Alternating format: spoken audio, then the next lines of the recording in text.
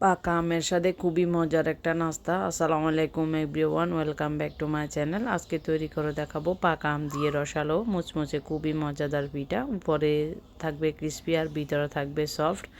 আশা করি আপনাদের আমার রেসিপিটি ভালো লাগবে। ভালো লাগলে চ্যানেলটি সাবস্ক্রাইব করে দিবেন, লাইক এবং শেয়ার করবেন ফ্রেন্ডস এবং ফ্যামিলির সাথে, আর বেল আইকনটি অন করে রাখবেন নিত্য নতুন ভিডিও সবার আগে পাওয়ার জন্য।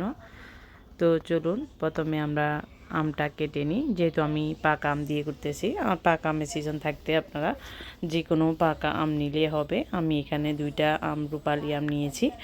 তো এটার মধ্যে বেশিরভাগ আঁশ থাকে না, তো এই জন্য এটা নিতেও সুবিধা। আমটা অনেকটা মিষ্টি হয়, তো আপনারা আমটা মিষ্টি দেখে নিয়ে নেবেন। আর আমটাকে আমি পিসেস 2-3 পিস করে কেটে নিয়েছি। কেটে নিয়ে এবার ছোট ছোট করে পিসেস করে নেব, যাতে আমরা ব্লেন্ডার করতে সুবিধা হয়। আপনারা চাইলে হাত দিয়ে ঘষেও এটা তৈরি করতে পারবেন। তো আমি হাত দিয়ে দেখুন এরকমভাবেও করা যায়, আবার চামচ দিয়ে ওইভাবেও নেওয়া যায়। খুব সহজে আমটা ছাড়িয়ে নেবেন যে যেভাবে সুবিধা পারেন।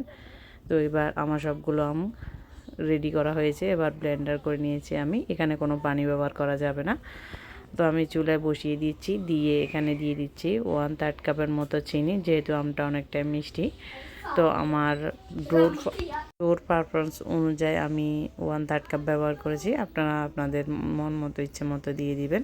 তো এটাকে আমি একটু পানিটা শুকিয়ে এরকম করে নিয়েছি, কালারটা চেঞ্জ হয়ে আসছে। এবার একটা বাটি নিয়েছি, এর মধ্যে দিয়ে দিচ্ছি 1 কাপ শুকনো চাউলের গুঁড়া, আর দিয়ে দিচ্ছি 1/2 কাপ ময়দা। এটা বাইন্ডিংয়ের কাজ করবে আর সফট থাকবে ভিতরটা। তারপর দিয়ে দিচ্ছি স্বাদ মতো লবণ, আর দিয়ে দিচ্ছি 1/4 চা চামচ বেকিং সোডা, এটা ক্রিস্পি করবে। না চাইলে স্কিপ করতে পারবেন। আর দিয়ে দিচ্ছি 2 টেবিল চামচের মতো উঁচু করে আমি দিয়েছি গুঁড়া দুধ, এটা দিলে স্বাদটা ভালো আসে। আর এখানে আমি ভ্যানিলা এসেন্স বা এলাচের গুঁড়া ব্যবহার করছি না, যেহেতু আমের ফ্লেভার আছে, এই ফ্লেভারটা ভালো অ্যাড হওয়ার জন্য। তো আমি এখানে নারিকেল কুচি দিয়েছি, আমি এটা গ্রেট করা না, আমি বটি দিয়ে কুচি কুচি বা ছুরি দিয়ে কুচি করে নিয়েছি। এখানে দিয়েছি আমি 1/2 কাপের মতো, অর্ধেকটা এখন দিয়ে দিয়েছি। তো এবার দিয়ে আমের পিউরিটা ভালো করে আমি মিশিয়ে নিচ্ছি। এই প্রকার আমি এখানে কোনো পানি ইউজ করতেছি না।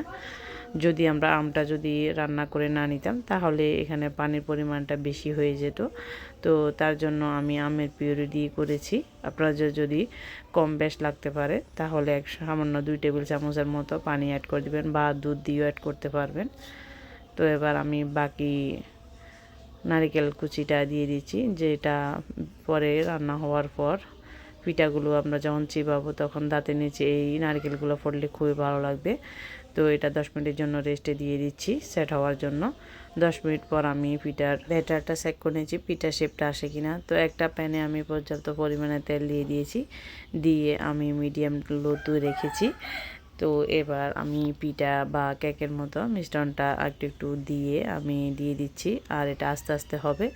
তো কিছুক্ষণ হওয়ার পর আমি এটাকে উল্টিয়ে পাল্টিয়ে ভেজে নেব। এটা আপনারা মিডিয়াম লোতে রাখবেন, চুলার ফ্লেমটা বাড়াবেন না, তাহলে কালারটা চলে আসবে, ভিতরে হবে না, সিদ্ধ হবে না। তো আমি এই জন্য মিডিয়াম লোতে রেখে পিঠাগুলো উল্টে পাল্টিয়ে ভেজে নিচ্ছি। তো আমার প্রথম বেশ ভাজা হয়ে আসছে। কালারটা আপনারা যে যেরকম পছন্দ করেন, তো আমি এটা কালারটা ভালো থাকতে উঠিয়ে নিয়েছি। আপনারা চাইলে গোল্ডেন ব্রাউনও করতে পারবেন, তাহলে মুচমুচেটা আরও বেশি হবে। আর এটা ঠান্ডা হতে হতে কালারটা আর একটু চেঞ্জ হবে।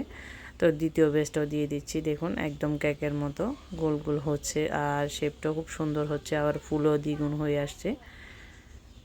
তো আশা করি আমার রেসিপিটি আপনাদের ভালো লেগেছে। ভালো লাগলে চ্যানেলটি সাবস্ক্রাইব করে পাশেই থাকবেন, আর নতুন নতুন রেসিপি দেখতে চাইলে বেল আইকনটি অন করে রাখবেন।